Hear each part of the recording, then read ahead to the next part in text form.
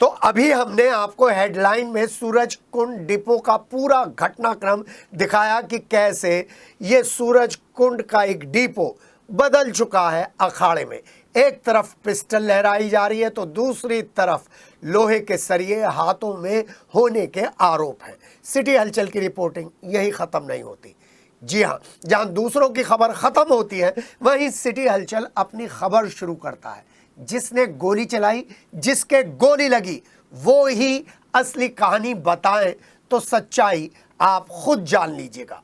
क्योंकि बोर्ड बैठक से पहले की बैठक बोर्ड बैठक के जनता के मुद्दों को खत्म करने के लिए, सूरजकुंड में जलाने के लिए होती है। ठीक बराबर में ही सूरजकुंड है और बोर्ड बैठक के सारे मुद्दे यही चिता में डाल दिए जाते हैं। और जब ऐसी घटना होती है जैसे कि सूरजकुंड डिपो में हुई है तो पूरे नगर निगम के काम करने का तरीका एक्सपोज हो जाता है। अभी तक महापौर की कोई बाइट हमारे सामने नहीं आई है। कानून व्यवस्था ध्वस्त हो गई है और आनन फानन में कानून व्यवस्था ध्वस्त करने वाले और घायल होने वालों को जिला अस्पताल में ले जाया जाता है। सिटी हलचल के कैमरे पर दोनों लोगों को बोलने का मौका दिया जाता है। जिन पर गोली लगाने का इल्ज़ाम है उनको भी बोलने का मौका दिया जा रहा है और गाली देने का इल्ज़ाम है उनको भी बोलने का मौका दिया जा रहा है।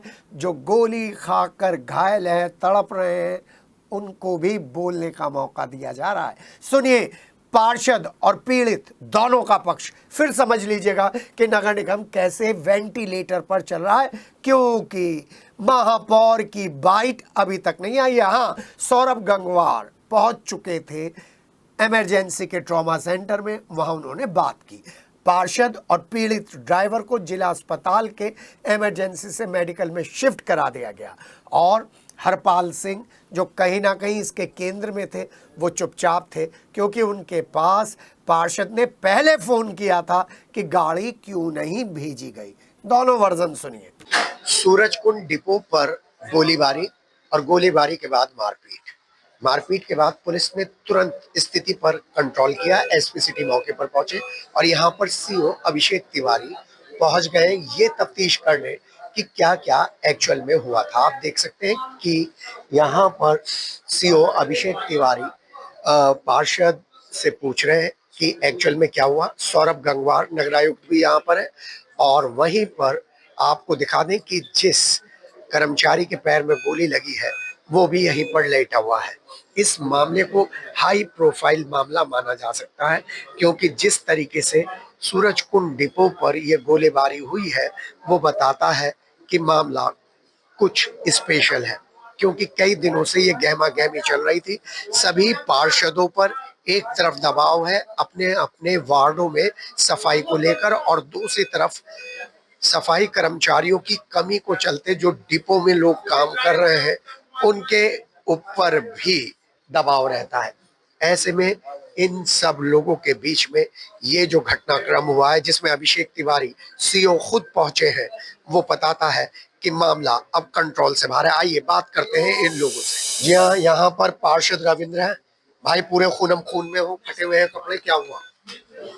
सर मेरे वार्ड में ना परमानेंट एक छोटा हाथी चलता है कूड़ा कलेक्शन के लिए। मेरे सुपरवाइजर ने मुझे बताया कि राजेश यादव ने मुकेश जो है मुकेश प्रभारी वहाँ, उन्होंने छोटा हाथी हटा दिया। मैंने उन्हें फोन मिलाया कि मेरे वार्ड में जो कूड़े का कलेक्शन कैसे होएगा, तुमने छोटा हाथी हटा दिया। जो हमारा रूटीन का जो कूड़ा है वो हमें रोज जो है हम कहीं घेर नहीं सकते, उसे प्लांट भी लेके जाना पड़ेगा। वैसे हम जो है रोज डेली का रूटीन का हमारा कूड़ा उसमें जाता। तो उसने मुझे बताया, मैंने इन्हें फोन मिला, मैंने कहा भैया आपने ऐसे क्यों हटा दिया। उन्होंने मेरी एक नहीं सुनी, मेरे से फोन पे जो है बदतमीजी करनी चालू। मैंने मुकेश को मिला, मुकेश ने भी मेरे से जो है फोन पर बदतमीजी करनी चालू कर दी।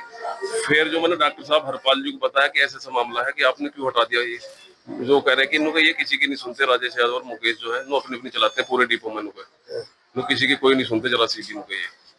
ऑडियो आप ही का वायरल हुआ है गाली वाला? कौन सा सर? एक ऑडियो वायरल हुआ है जिसमें कोई गाली बक रहा है और वो ऑडियो करा है, किसका है? आपका नाम लिया जा रहा है वो। सर मुझे नहीं पता सर। नहीं पता?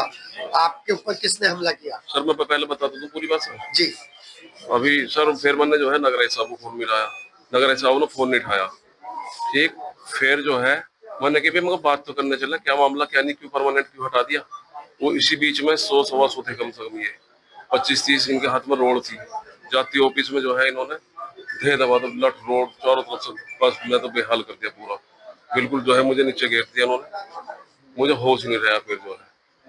आपने अपनी सुरक्षा के लिए कुछ करा? मैंने नहीं करा अपनी सुरक्षा के लिए, मेरे पे भी अपना सरकारी पिस्टल है, मैंने ना कोई गोली चलाई ना कुछ, क्योंकि मैं बात करने गया बस आपने बाहर निकाल के डराने की नहीं, कोशिश कुछ भी नहीं करा। उन्होंने अपना आप निकाल ली मेरी छीन के, मगर जो मेरी साथ के जो लड़के थे उनमें से जो है एक के पास थी पिस्टल, उसने जो है जब मैं बिल्कुल मरा देख लिया उन्होंने बचाव के हवाई लिए। फायरिंग एक हवाई फायरिंग करा बस की, जी। बचाओ। कुछ कहना है आपको नगरायुक्त से? नगराज साहब से ये कहना है कि जब इतने इतने हाविये बाबू हो रहे हैं, इतने सब कुछ जो है, पार्षद भी जो है, सब लोग मिलकर एक हमारा निगम है, परिवार है ये, तो हमें जो पहली बात तो मेरा फोन उठना चाहिए था, मेरा फोन नहीं उठा, इतना बड़ा हादसा ना भी होता। डॉक्टर साहब को भी ये सोचना चाहिए था, डॉक्टर साहब को उनसे तुरंत बात करते कि भी इतना मतलब जो है ऐसे तुमने हाथी छोटा हाथी क्यों हटाया, उनका काम तो हम भी जानित कर रहे, कोई अपने घर में तो हम यूज नहीं कर रहे उसे, कहीं अपने घर में नहीं चला रहा उसे। इन्हें भी पहले बात करनी चाहिए थी, जाती जो है 25-30-40 जने लठ डंडे सरिये और ये लेके जो है, ऐसा नहीं करना चाहिए, तो बहुत ज्यादा गलत करा इनसे। भाई आपकी एक ऑडियो वायरल हो रही है जिसमें गाली देते हुए नजर आ रहे हैं, वो आप ही की आवाज है किसी और सर की? मेरी आवाज है। एक तरफ पार्षद अपना इलाज करा रहे हैं और दूसरी तरफ ये कर्मचारी है, पैर में गोली लगी हुई है, हालत इस समय क्रिटिकल है। सारे मजदूर भाई यहाँ पर खड़े हैं। भाई क्या नाम है आपका? सर मेरा नाम अविनाश। अविनाश, क्या हुआ था एक्चुअल में? पार्षद जी 10-12 जनों के साथ में आए थे जी, जी। और आके ऑफिस में कहा सुनी होने लगी इनकी, है, कहा सुनी होने लगी। 10-12 जन थे, मार पिटाई होगी जी स्टार्ट की। तो ऑफिस में बाहर की तरफ को भागे, इनके साथ के बाहर गए, बाहर जाके एकदम फायरिंग करी। है। जब फायरिंग की आवाज आई, मैं ऑफिस में को साइड में को जो हुआ तो मेरे पैर में गोली लगी एकदम अचानक। मुझे बाद में जब चीज लगी ना, जब देखा मैंने पैर उठा के तो मेरा खून बह रहा था। एक बात बताओ, आप सफाई कर्मचारी हो? नहीं सर, मैं ड्राइवर सर। ड्राइवर हो? कौन से इलाके में काम करते हो आप भाई? मैं तो हापुड़ रोड पे हूँ सर। हापुड़ रोड पे। वहाँ पे ड्यूटी लेने आए थे अपनी? जी जी जी। कितनी देर तक ये हंगामा चलता रहा? सर, काफी देर हंगामा हुआ जी। काफी देर हंगामा है। कुछ कहना है आपको?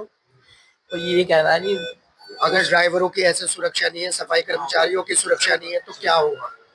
सर आप घबराओ मत भैया, क्यों घबरा रहे हो भाई? घबरा क्यों रहे हो? हाँ। आए दिन हमारे साथ में कुछ न कुछ बात होती रहती है, कभी किसी चीज को लेकर, कभी किसी चीज को लेकर। पार्षद शोषण कर रहे हैं, सीधी सी बात ये। पार्षद या बाबू? पार्षद। जी भाई। आए दिन का ये है जी, कभी किसी कर्मचारी के साथ, कभी किसी ड्राइवर के साथ।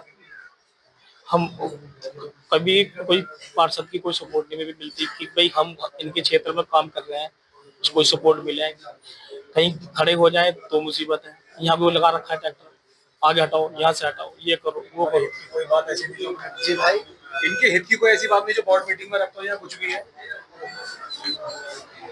अविनाश, कहाँ रहते हो आप? मैं लावड़ रहता हूँ।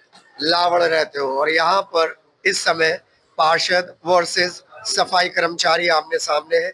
दोनों की अपनी अपनी समस्या है, लेकिन जिस तरीके से अविनाश के साथ ये घटना घटी है वो बताता है कि कुछ भी हो सकता था, लेकिन अधिकारियों को, कर्मचारियों को इस मामले में जरूर कोई ऐसा रास्ता निकालना पड़ेगा जिससे बार बार वार्डों में ये टकराव की स्थिति ना बने।